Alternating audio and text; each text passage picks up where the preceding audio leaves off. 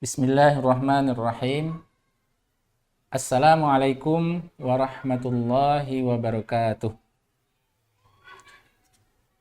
Alhamdulillah, wassalatu wassalamu ala rasulillah wa ala alihi wa sahbihi wa mawalah, la hawla wa la quwata illa billah.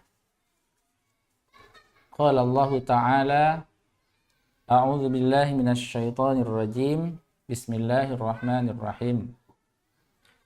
Syahrul Ramadan alladzi unzila fihi al-Qur'an hudan linnas wa bayyinatin minal huda wal furqan. Shadaqallahul azim.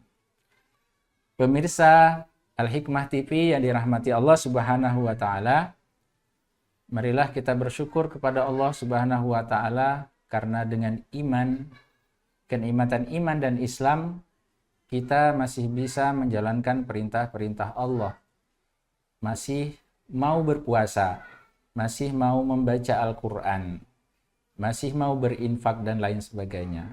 Salawat dan salam marilah kita sampaikan kepada suri tauladan kita, Nabiullah Muhammad sallallahu alaihi wasallam, yang menjadi role model kita, contoh teladan bagi kita, baik seorang ayah kepada anaknya, seorang suami kepada istrinya, seorang guru kepada muridnya, dan semua hal itu ada pada Rasulullah.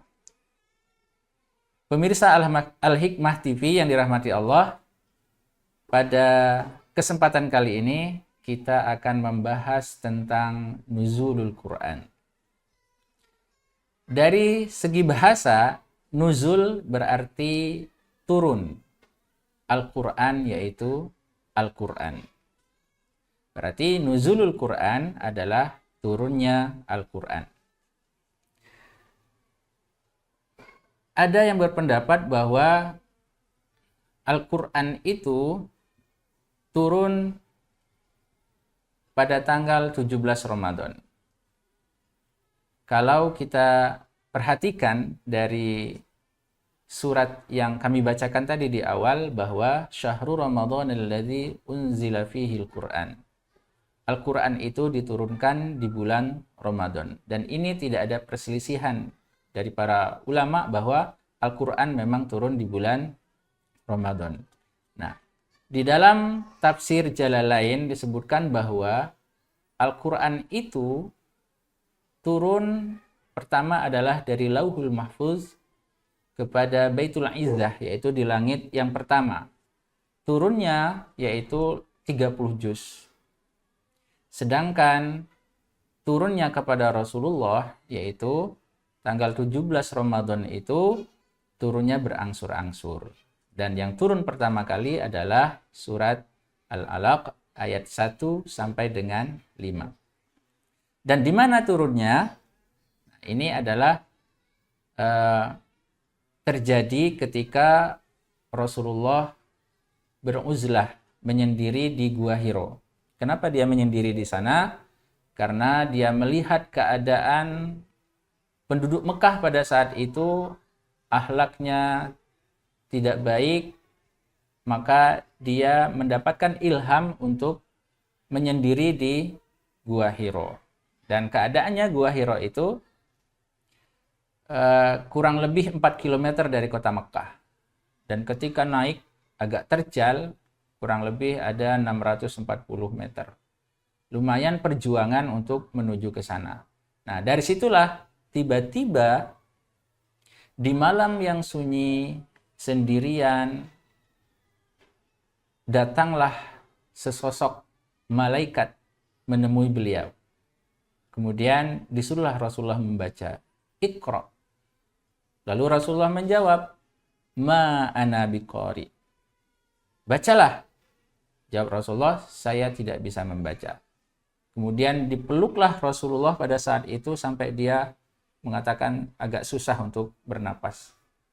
Sampai 3 kali, Iqra ma ana biqari, Iqra ma ana biqari. Lalu malaikat membacakan, Bismillahirrahmanirrahim, Iqra bismi rabbikal ladzi khalaq, khalaqal insana min 'alaq, Iqra wa rabbukal akram, alladzi 'allama bil qalam, 'allamal insana ma lam ya'lam. Inilah ayat dan surat yang pertama kali diterima oleh Rasulullah Shallallahu Alaihi Wasallam. Yang pada waktu itu sunyi, sepi, tiba-tiba gemetarlah tubuhnya karena tidak disangka-sangka tiba-tiba datanglah seseorang. Pulanglah beliau. Ketika pulang bertemu dengan istrinya Bunda Khadijah, itu pun istri beliau Siti Khadijah tidak panik juga, malahan beliau menyelimuti Rasulullah, menenangkan beliau, karena engkau orang yang selalu taat kepada Allah, baik kepada manusia, menyayangi anak yatim, gak mungkin Allah akan melakukan keburukan terhadap engkau. Lalu diajaklah kepada saudaranya, seorang pendeta yang taat kepada Allah. Nah, akhirnya disitulah disampaikan bahwa ternyata yang datang kepada beliau itu adalah Namus, yaitu malaikat yang dulu pernah datang kepada Nabi Musa alaihissalam. Dan inilah pertanda bahwa beliau berarti akan diangkat oleh Allah menjadi seorang nabi.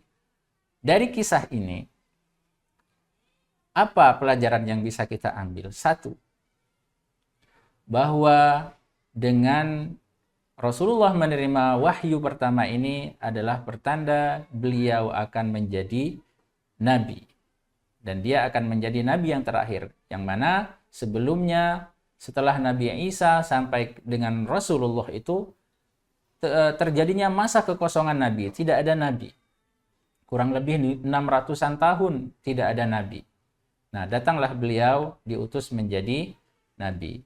Yang kedua, kita jadikan Al-Quran sebagai pedoman hidup. Rasulullah Shallallahu Alaihi Wasallam bersabda, "Taraktu fikum amrayni lan tadillu ma tamassaktum bihima, kitaballah wa sunnata nabiyhi sallallahu alaihi wasallam." Jadi yang menjadi pedoman hidup kita supaya kita tidak tersesat hidup di dunia dan juga di akhirat, maka kita harus berpegang teguh, satu, kepada Al-Quran, dan yang kedua kepada sunnah Rasulullah. Nah, tadi disebutkan bahwa Al-Quran itu turun kepada Nabi Muhammad di bulan Ramadan. Saat ini kita berada di bulan Ramadan. Maka marilah kita manfaatkan waktu ini dengan sebaik-baiknya dengan selalu mendekatkan diri kepada Al-Quran. Kita jadikan dia sebagai pedoman karena Al-Quran itu adalah temannya hati. Kalau hati kita lagi kosong, tidak punya tujuan hidup, hati kita gundah gulana, maka mari kita usahakan supaya hati kita dekat dengan Al-Quran. Karena membacanya itu adalah merupakan zikir. Zikir kita kepada Allah. Artinya zikir itu berarti kita ingat. Maka dengan kita ingat kepada Allah, yang tadinya gundah gulana, bingung, tidak punya arah yang jelas, maka hatinya akan menjadi tenang.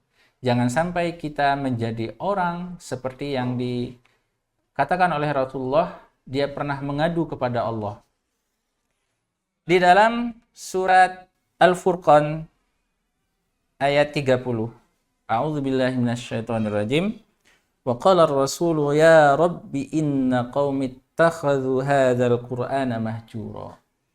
Rasulullah pernah mengadu kepada Allah, ya Tuhanku, sesungguhnya umatku, yang waktu itu adalah kaum Quraisy, ittakhadhu hadzal qur'ana mahjura. Mereka mengabaikan Al-Quran. Nah, jangan sampai kita sebagai umatnya termasuk orang yang mengabaikannya. Marilah kita selalu membacanya. Karena membaca Al-Quran itu, satu huruf kita baca, maka kita akan mendapatkan 10 kebaikan. Apalagi sekarang, saatnya di bulan Ramadan, maka akan banyak sekali pahala-pahala yang akan kita dapatkan. Yang kedua, selain membaca, kita harus menghafalnya. Ya, karena Menghafal Al-Quran itu kenapa kita lakukan? Satu, supaya kita selalu berinteraksi dengan Al-Quran. Kita sedang bekerja, daripada bingung, kita mengulangi hafalan. Karena sudah punya hafalan, maka kita bisa membacanya di mana saja, saat berkendara. Tidak perlu melihat Al-Quran, karena sudah punya hafalan sendiri. Ya. Kemudian berikutnya adalah kenapa harus menghafal? Karena Allah Subhanahu wa Ta'ala berfirman, "Inna nahnu nazzalna dzikra wa inna lahu lahafizun."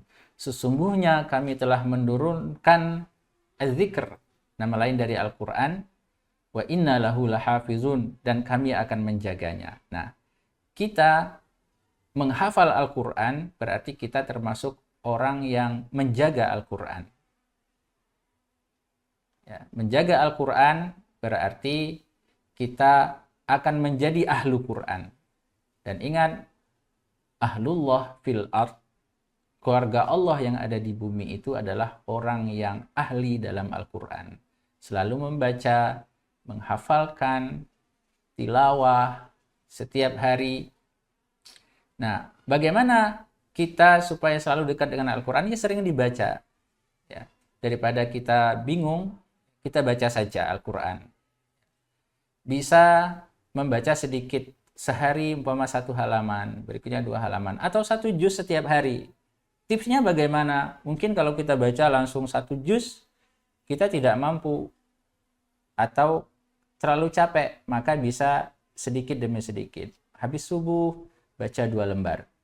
Habis maghrib, baca 2 lembar. Terus 5 waktu dalam sehari kita bisa membaca 1 juz Al-Quran.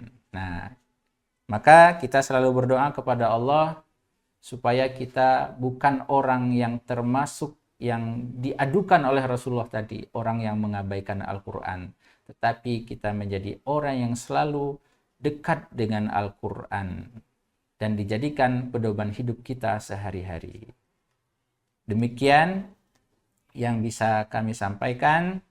Semoga bermanfaat bagi kita semua dan kita bisa menjadi ahli Quran dan masuk surga pun dengan Al-Quran. Dia menjadi salah satu syafaat kita di akhirat. Demikian. Assalamualaikum warahmatullahi wabarakatuh.